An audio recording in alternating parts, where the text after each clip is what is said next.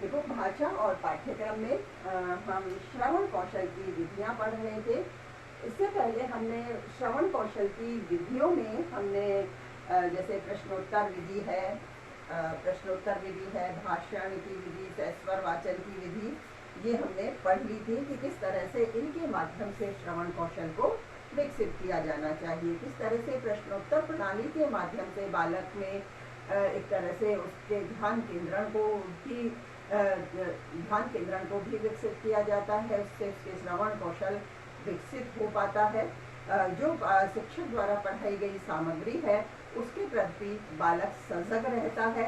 और ठीक प्रकार से ज्ञान प्राप्त कर पाता है, क्योंकि जब प्रश्न पूछे जाते हैं तो बालक अपने आप उसके प्रति सजग हो जाता है, क्योंकि कक्षा में खड़े होकर उसे जवाब देना है, कहीं नहीं आने पर किस तरह से अन्य छात्रों के मध्य वह अपमानित महसूस करेगा, इसी दृष्टि से भी वह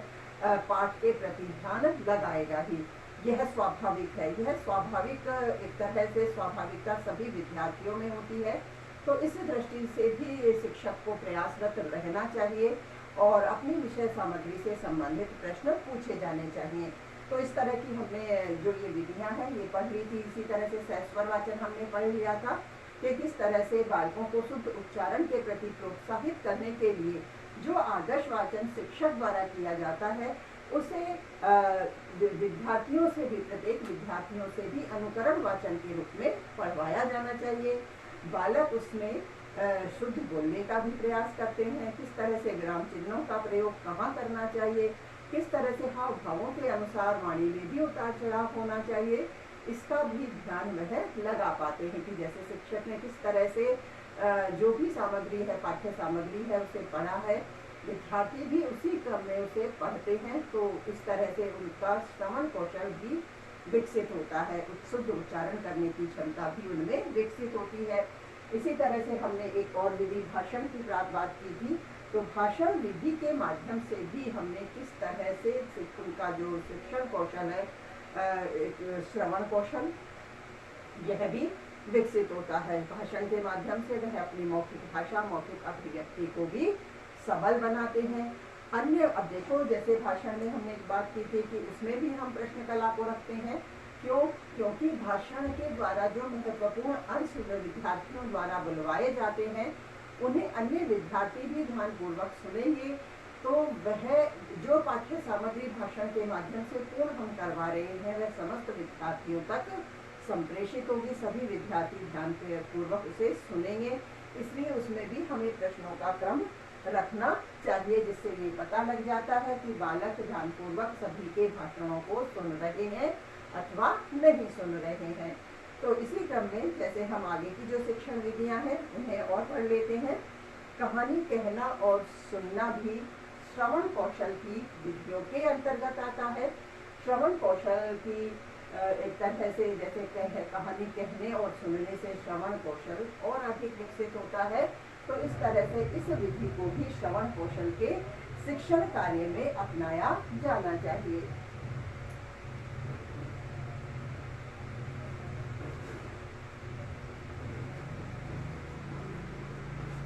श्रवण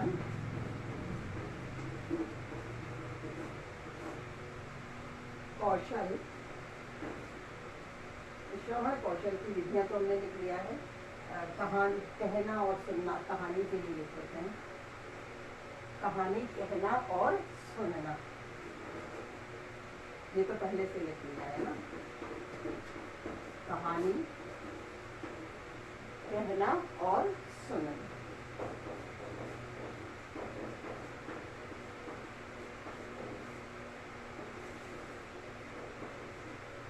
कहानी को कहा जाना और फिर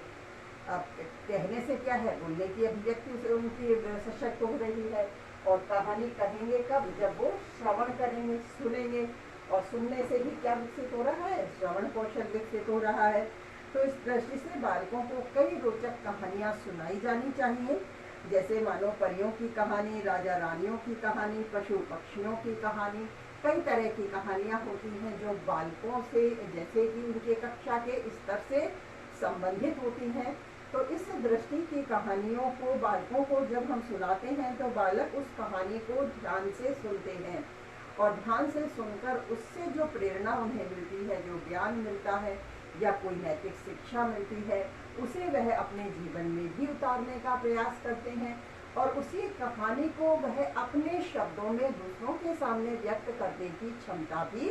विकसित करते हैं। और जो भी पाठ्य वस्तु हम पढ़ाते हैं, समझाते हैं, क्योंकि वह ज्ञानवर्धक होती है और उसमें कहीं कुछ बोरियत महसूस होती है तो विद्यार्थी कम ध्यान दे पाते हैं। लेकिन जैसे जो कक्षा का स्तर है, उस कक्षा के स्तर के अनुसार उस विषय वस्तु की सामग्री को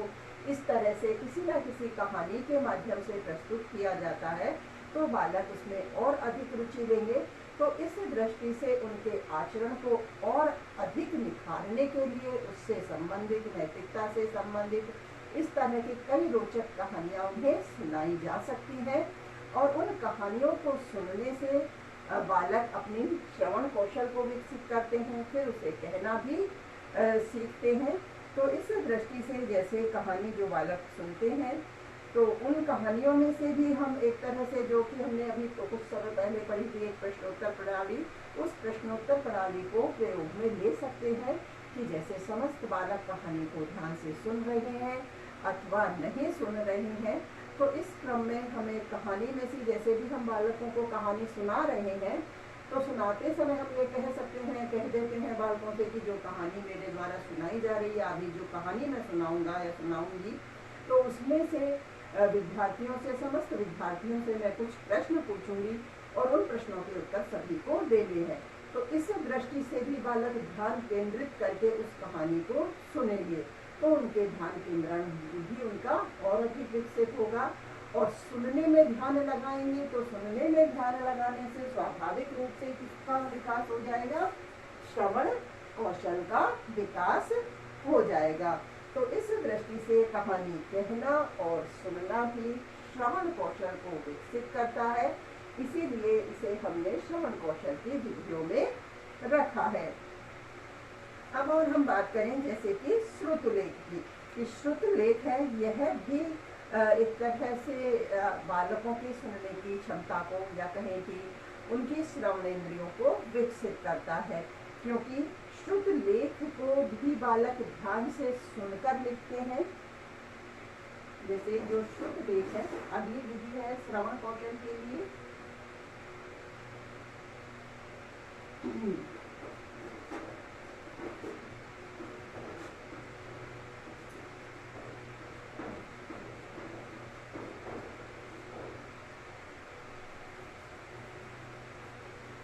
श्रुत लेख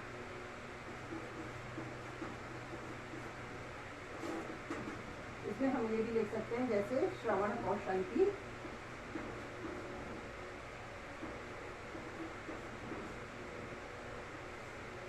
श्रुत लेख श्रवण कौशल की मुख्य विधि।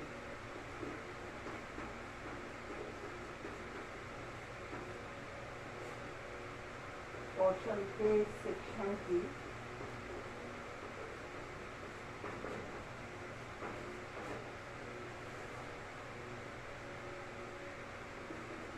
मुख्य विधि।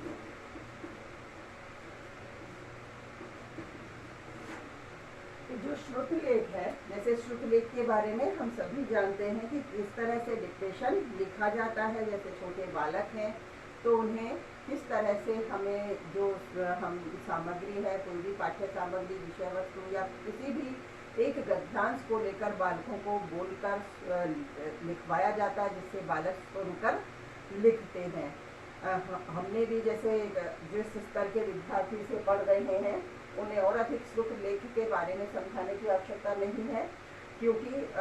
श्रुत लेख वो लिखते आए हैं एक तरह से, तो उन्हें मालूम है कि सुनकर लिखी हुई सामग्री को श्रुत लेख कहते हैं। तो इस दृष्टि से भी हम ये भली भांति परिचित हैं कि किस प्रकार जब बालक सुनी हुई सामग्री को लिखता है, तो सुनी हुई, जैसे कि हम यहाँ श्रवण सुनने की ही बात कर रहे हैं, श्रवण कौशल के शिक्षण की भी हम बात कर रहे हैं। तो श्रवण कौशल के शिक्षण की जो विधियाँ हैं उनमें हमने एक तरह से यहाँ भी हम शिक्षण भी लिख सकते हैं, श्रवण कौशल के शिक्षण की विधियाँ।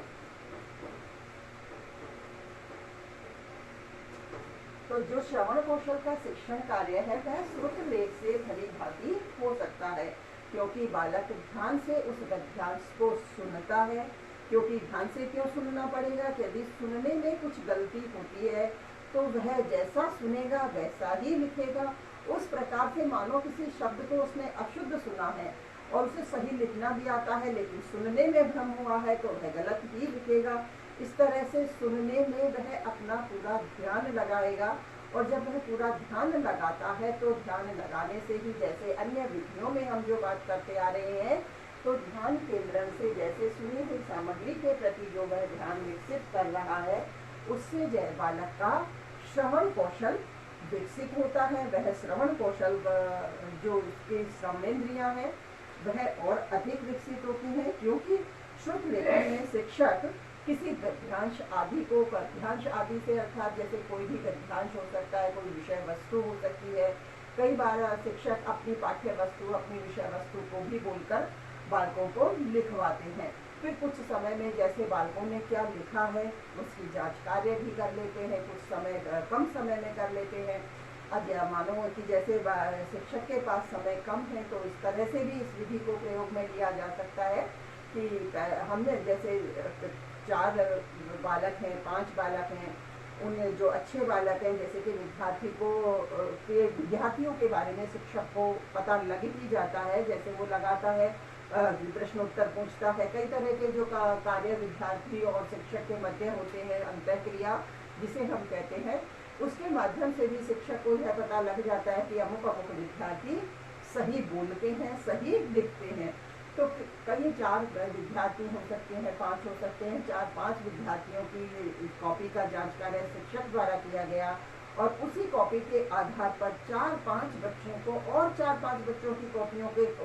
चेक करने को कहा गया। तो देखो कितने सारी कॉपियां फटाफट चेक हो सकेंगी। 5 कॉपी शिक्षक द्वारा हो रही है और उन 5 बच्चों द्वारा भी 5-5 कॉपी चेक हो रही है। तो 30 विद्यार्थी, जैसे 25 वो हो गए और 5 ये हो गए और 5 पहले जिनकी चेक हो गई, यानी कितने बच्चे हो गए, पूरे 40 बच्चों की कॉपी चेक हो गई और समय भी कम लगा। और प्रत्येक बच्चे को अपनी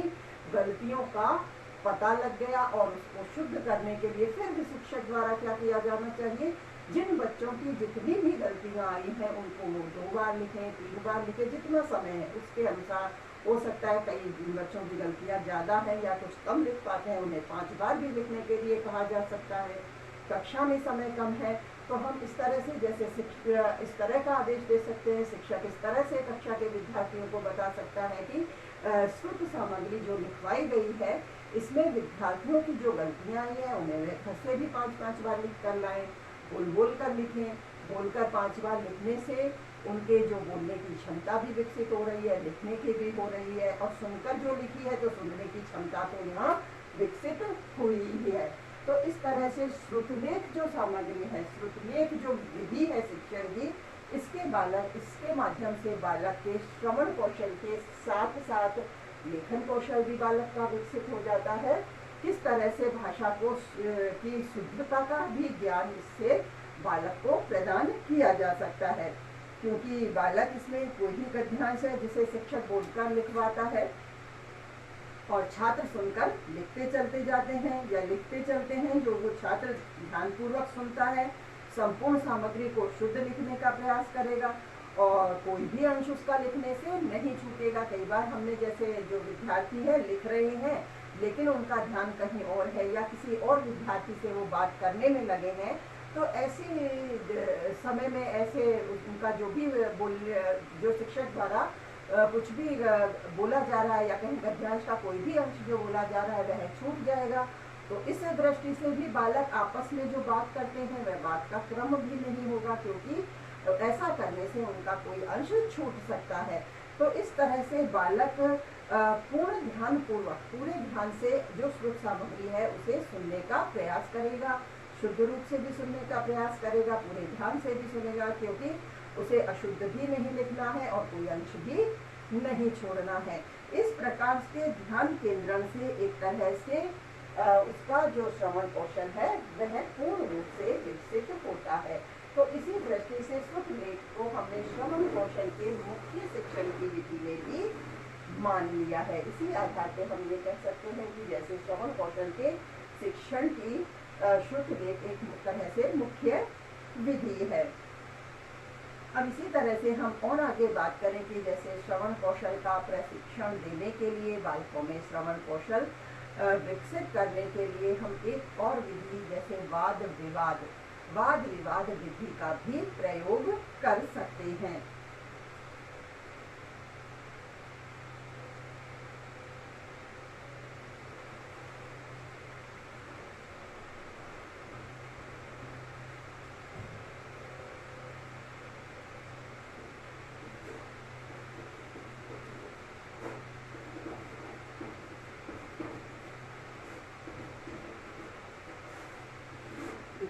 जैसे वाद विवाद है, यह भी श्रवण कौशल के शिक्षण की मुख्य विधियों में है, क्योंकि वाद विवाद के माध्यम से भी बालक, क्योंकि किसी बात को कोई व्यक्ति के द्वारा, कोई छात्र दूसरे छात्र के द्वारा बोला जा रहा है, उसी को सुनकर उसी के अनुसार उसे जब अपने वाक्यांश भी बोलने हैं तो उस दृष्टि से भी बालक जो विषय वस्तु है उसे ध्यान से सुनेगा, समझेगा। तो इसी दृष्टि से श्रवण कौशल के प्रशिक्षण देने के लिए वाद विवाद को भी एक महत्वपूर्ण क्रिया के अंतर्गत रखा गया है, क्योंकि वाद विवाद में छात्र हर बात को ध्यानपूर्वक सुनता है, क्योंकि ध्यानपूर्वक उसे सुनना होता है, क्योंकि बिना सुने वह दूसरे पक्ष का उत्तर किस प्रकार से देगा। जब उसने कुछ सुना ही नहीं है तो वह दूसरे पक्ष को उत्तर नहीं दे सकता है। तो आप पूरे ध्यान से, पूरे ध्यान केंद्रण से वह एक पक्ष के द्वारा बोले गए प्रत्येक तर्कों को, प्रत्येक जो भी सामग्री है उसे ध्यानपूर्वक वह सुनेगा और उसी प्रकार से उस पर विचार करके अपने पक्ष को वह प्रस्तुत करेगा। तो इस प्रकार ध्यानपूर्वक सुनने से श्रवण कौशल है वह विकसित हो सकेगा। तो इसी तरह से जैसे वह अपना, मानो अगर ध्यानपूर्वक नहीं सुनेगा तो उसके पक्ष का उत्तर भी नहीं दे सकेगा, उसी क्रम में वह अपने तर्क भी प्रस्तुत नहीं कर सकेगा। तो शिक्षक को सभी छात्रों को एक तरह से वाद विवाद के लिए प्रोत्साहित करना चाहिए, सभी विद्यार्थियों को इसके लिए प्रेरित करना चाहिए कि जैसे कि वाद विवाद प्रतियोगिताओं में भाग ले, या कभी जो शिक्षण सामग्री होती है या कोई भी विषय वस्तु होती है जिसे इस तरह से भी पढ़ाया जा सकता है या उसे इस तरह से विकसित किया जा सकता है, तो बीच बीच में इस तरह की प्रतियोगिताओं को शिक्षक द्वारा कक्षा के विद्यार्थियों के अंतर्गत ही रख लेनी चाहिए। कक्षा के विद्यार्थियों को ही दो पक्षों में विभाजित कर लेना चाहिए, जैसे और एक जो सामग्री है, विषय वस्तु है या कोई प्रकरण है, उन्हें उस पर बोलने के लिए प्रेरित करना चाहिए। इस तरह से शिक्षक को वाद विवाद के लिए बालकों को प्रोत्साहित करना चाहिए और इससे जैसे बालक का जो श्रवण कौशल है, सुनने की क्षमता है, वह विकसित ही होगी, साथ ही साथ उनकी मौखिक अभिव्यक्ति भी सबल होती चली जाएगी। जैसे एक जो प्रश्नोत्तर प्रणाली की हम बात करते आए हैं, उस प्रश्नोत्तर प्रणाली को वाद विवाद में भी रखा जा सकता है, जैसे हमने कहानियों में रखा, भाषण में रखा है। तो इसी तरह से वाद विवाद के में भी जैसे सभी विद्यार्थी हमने कुछ विद्यार्थियों के ग्रुप को बनाकर हमने वाद विवाद के लिए तैयार किया है, लेकिन ग्रुप के प्रत्येक विद्यार्थी उसमें सक्रिय भूमिका नहीं निभाते हैं, प्रत्येक विद्यार्थी अपने तर्क प्रस्तुत नहीं कर पाते हैं। तो अब वो ऐसे विद्यार्थी जो सोचते हैं कि हमें कोई तर्क नहीं देना, जहाँ बस केवल बैठना है, चुपचाप बैठना है, अब वो ऐसा विद्यार्थी होगा तो वो ना तो उसके तर्क को सुनेगा और ना ही कुछ अपने आप का, उसे बोलना भी नहीं है तो कोई भी सामग्री को उसने ध्यान से नहीं सुना। इस तरह से जो ज्ञान शिक्षक उसे प्रदान करना चाहता है उससे वह दूर ही रह जाएगा, कुछ भी ज्ञान प्राप्त नहीं कर सकेगा। तो इस प्रयास को भी सफल करने के लिए शिक्षक द्वारा वाद विवाद जो प्रतियोगिता रखी गई है, तो उसमें जो बालक सक्रिय भूमिका निभा रहे हैं, एक दूसरे के पक्ष का तर्क सहित उत्तर दे रहे हैं, वहाँ वोटों से सीख ही रहे हैं, साथ ही ऐसे विद्यार्थी जो उसमें सक्रिय रूप से भाग नहीं ले रहे हैं, तो ऐसे विद्यार्थी भी कब भाग ले सकेंगे, जब हम पहले से ही उन्हें इस बात से अवगत करवाएंगे। अर्थात ये कहें कि जैसे शिक्षक उन्हें पहले से ही इस बात से अवगत करवा देगा कि वाद विवाद प्रतियोगिता के पूरे होने पर उससे संबंधित जिस तरह की वाद विवाद की प्रतियोगिता चल रही है, जो प्रकरण चल रहा है, उससे संबंधित बाद में भी प्रश्न पूछे जाएंगे। तो इस प्रकार से कुछ जैसे कि अंतःक्रिया में बालक या विद्यार्थी कम भाग लेते हैं, कम सक्रिय रहते हैं, वह विद्यार्थी भी उसे सक्रिय रूप से एक तरह से उसमें ध्यान लगा पाएंगे और पूर्ण ध्यानपूर्वक दोनों पक्षों के, यदि अपने तर्क प्रस्तुत भी नहीं करते हैं तो दोनों पक्षों के तर्कों को ध्यानपूर्वक सुनने में एक तरह से अपने आप को सुनने में लगा, अपने आप ध्यान केंद्रित कर पाएंगे। तो इस तरीके से जैसे जो वाद विवाद के तर्क हैं, यह पता भी लग जाएगा कि कौन से बालक हैं, उन्हें वह सुनकर ध्यानपूर्वक सुन रहे हैं या नहीं सुन रहे हैं। इस दृष्टि से वाद विवाद की विधि से भी हम श्रवण कौशल को विकसित कर सकते हैं। इसी तरह और भी जैसे कई दृश्य श्रव्य सहायक सामग्रियां होती हैं, उनका प्रयोग करने से भी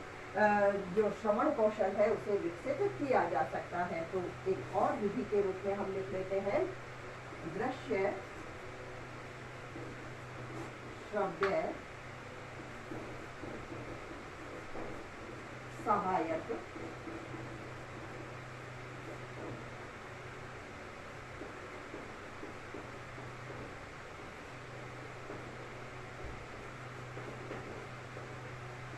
दृश्य श्रव्य सहायक सामग्रियों का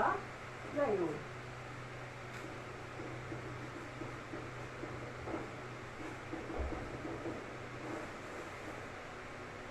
जैसे दृश्य श्रव्य सहायक सामग्रियों के प्रयोग के माध्यम से भी हम श्रवण कौशल को विकसित कर सकते हैं। जैसे कैसे कर सकते हैं कि जैसे कहीं बालकों के उच्चारण का कहीं दोष आ रहा है, तो कई तरह के इस तरह के उच्चारण कार्यों को करवाने के लिए, दूर करने के लिए,